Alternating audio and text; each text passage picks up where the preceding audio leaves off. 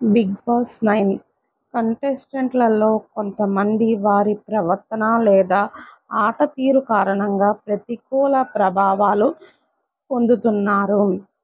Wild card ద్వారా వచ్చిన కొందరు కంటెస్టెంట్లు హౌస్లో తమ ఉనికిని చాటుకోవడానికి ప్రయత్నించే క్రమంలో ఎక్కువగా అరుపులు, కోపం లేదా అతిగా ఎమోషనల్ డ్రామా చేస్తున్నారనే విమర్శలు ప్రేక్షకుల్లో వినిపిస్తున్నాయి.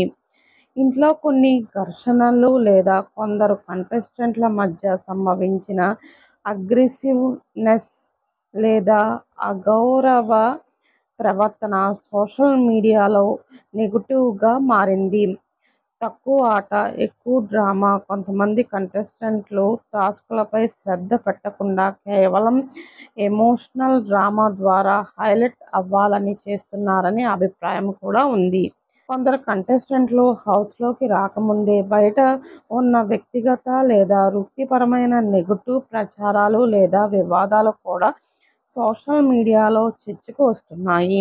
ఉదాహరణకు ఇటీవల కొన్ని రిపోర్ట్లలో మాధురి వంటి వైల్డ్ కార్డ్ కంటెస్టెంట్లపై వారి ప్రవర్తన కారణంగా హోస్ట్ నాగార్జున గారు కూడా అసంతృప్తి వ్యక్తం చేసినట్లు తెలుస్తోంది.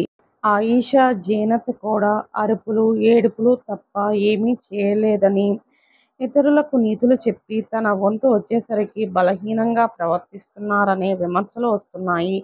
శ్రీజ వంటి కొందరు కంటెస్టెంట్లు బయట ఉన్న నెగెటివ్ కామెంట్స్కు హౌస్లో జవాబు చెప్పడానికి ప్రయత్నించడం కూడా చర్చనీయాంశమైంది. ప్రతి సీజన్లోనూ ఇలాంటి నెగెటివ్ షేడ్స్ కామన్ అయినప్పటికీ ఈ సీజన్లో కంటెస్టెంట్ల మధ్య వ్యక్తిగత ఘర్షణలు మరియు వైల్డ్ కార్డ్ ఎంట్రీల ప్రభావం ప్రతికూల పరిస్థితులకు కారణమవుతున్నట్టు అనిపిస్తుంది.